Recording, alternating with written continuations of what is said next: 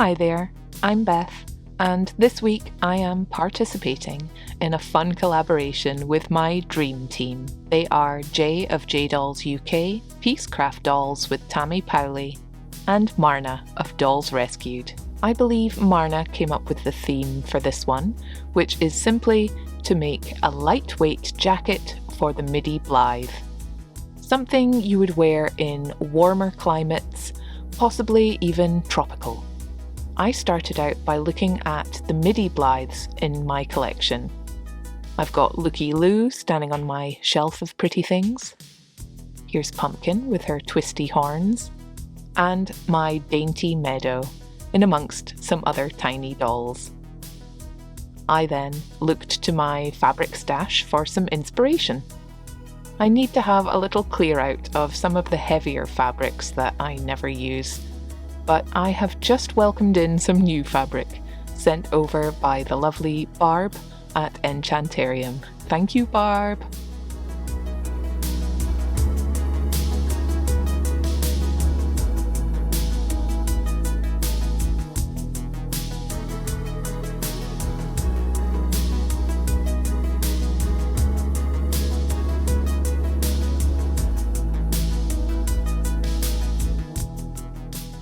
I'm also excited to receive a parcel of fabrics from my smart doll friend Anna, who participated in a sort of stash swap with me. Such a good idea, I think. I found something on my shelves that excited me though, and set about making some plans. Here in my sketchbook, I was thinking of more traditional coat shapes, of possibly making a bolero. But later I thought about Japanese kimono and yukata, and the beautiful and colourful fabrics they're often made from. I suspect Marna chose lightweight or warm weather jackets as the theme to try to have us thinking of spring, summer and more cheerful weather. It's nice to imagine that when it's so cold outside. So I looked out these fabrics, thinking they'd pair together well for a jacket and collar. First, though, I need to make a pattern, and sew a mock-up to see if it works. I grab paper and pencil, Middie body and tape measure. I fold the paper in half and mark where the arms reach to.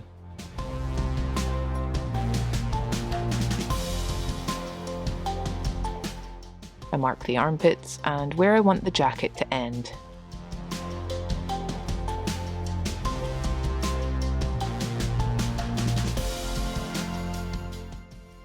In case it isn't obvious, my Middie jacket is only loosely inspired by Japanese clothing and isn't intended to be a faithful recreation.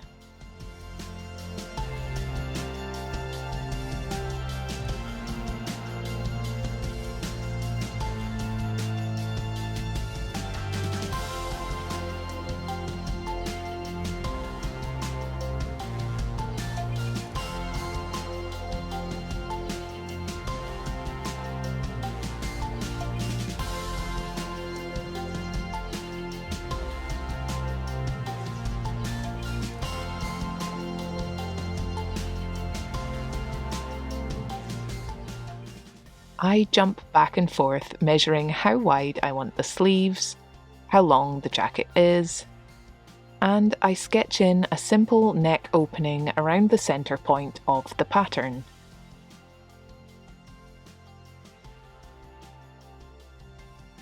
I'll fold the paper twice, then cut out along my best defined outline. I then cut out the neck opening and centre front.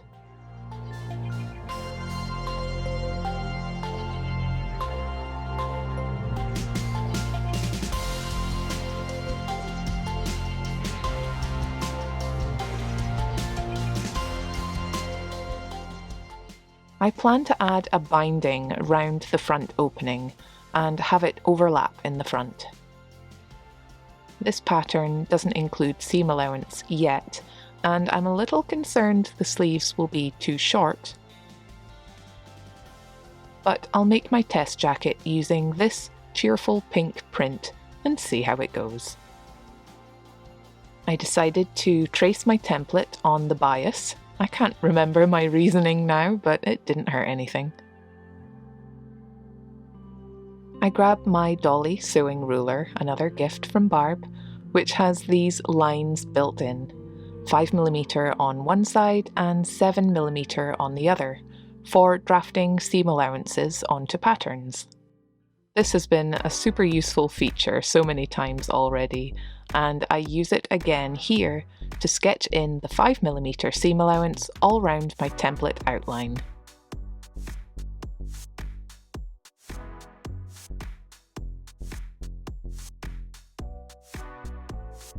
It's cut out, and I've already cheated and used hemming tape to finish the cuffs of the sleeves. I'll fold the jacket right sides in and sew the two side seams.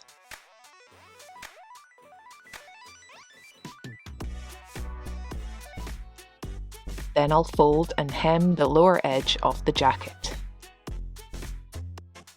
Here it is. Ooh, check out my new Blythe pincushion. Unboxing over on Patreon.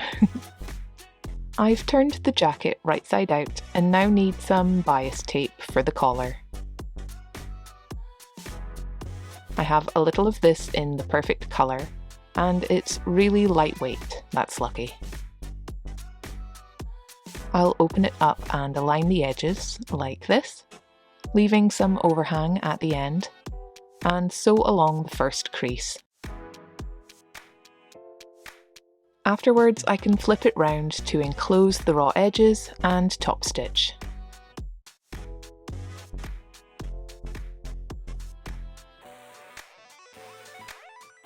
Okay, here's my test piece finished.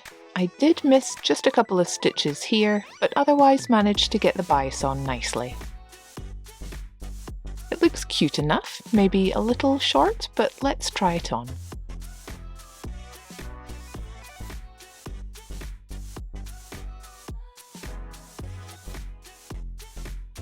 Yeah, that's pretty close to what I wanted, but I do think I'll add a little length to the sleeves and overall length. I might also taper the waist a bit. Oh, and before I forget, I want the jacket to have a belt too. For this one, I could use the same bias tape with snap fastenings sewn on. But I won't have enough of that contrast fabric I showed earlier. I think I'll have to change it out. I looked out some plain pink cotton for my trims and traced round my first template onto paper. Using my ruler again, I added in some length where I wanted it, as well as the 5mm seam allowance all round.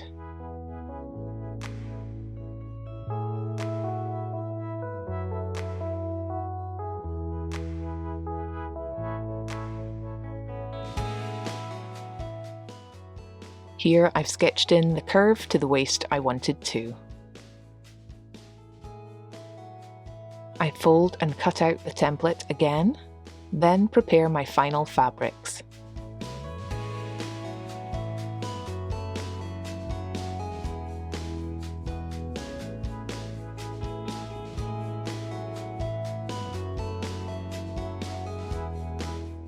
There's not enough of this cotton to make proper bias tape, but I will cut a strip as diagonally as I can manage, so it has some stretch to it.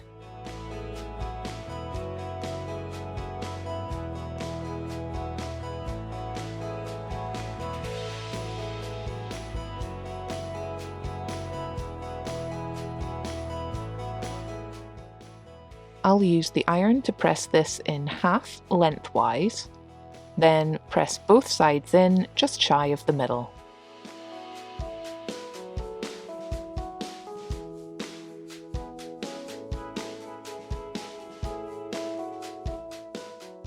Here you can see I've actually offset the creases intentionally.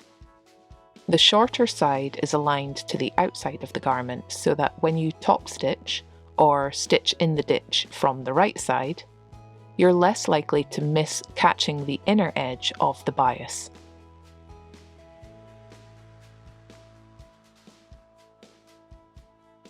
I trace my body piece onto this pretty cherry blossom cotton.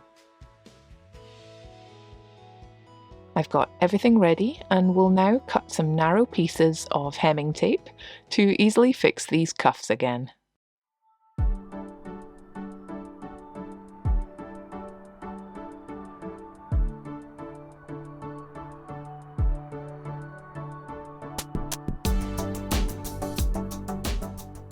Once ironed, I close in the sides.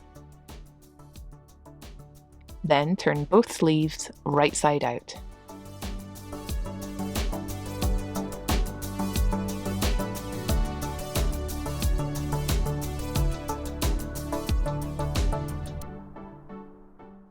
I use the hemming tape again to press and secure the long lower hem.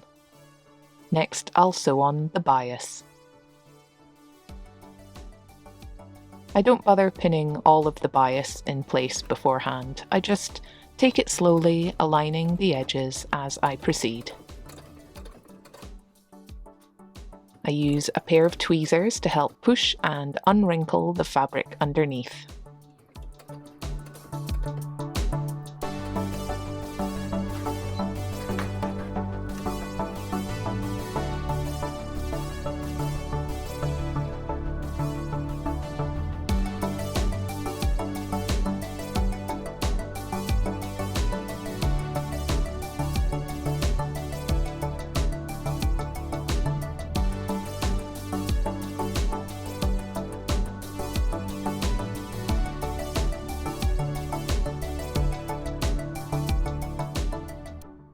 Snip the excess, leaving enough to turn in, then fold the bias to enclose the raw edges along its ironed creases.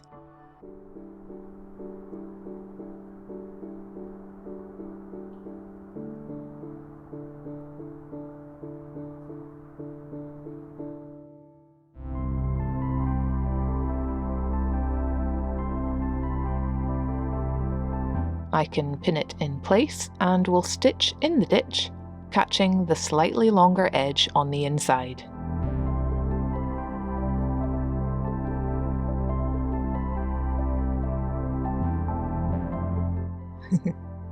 Once approved by the supervisor, I can show you the complete jacket.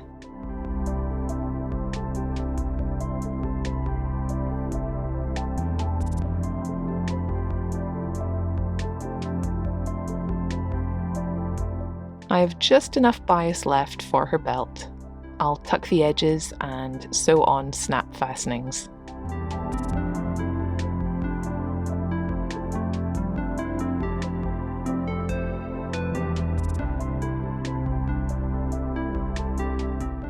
I'll align it so the offset folds are on show because it reminds me of the layered fabric in a kimono belt. I sew on tiny, clear snap fastenings.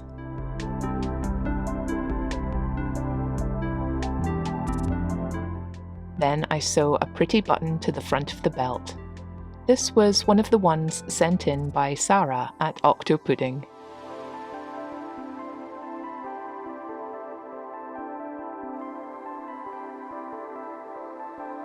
I've got her belt made, so now I get Looky Lou's new jacket on. I chose her to model for me because of her cheerful pink hair. It certainly chases away any winter blues. She's wearing a gorgeous dress by the Pumpkin Bell. I think it looks pretty with the big bow out.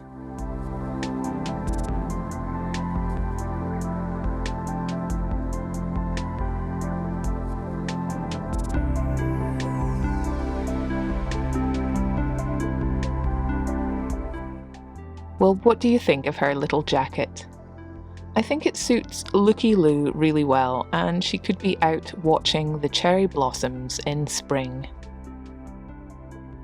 Well, many of us are looking forward to that warmer weather, so I hope this has cozied you all up a little. Thanks so much as always to my supporters over on Patreon.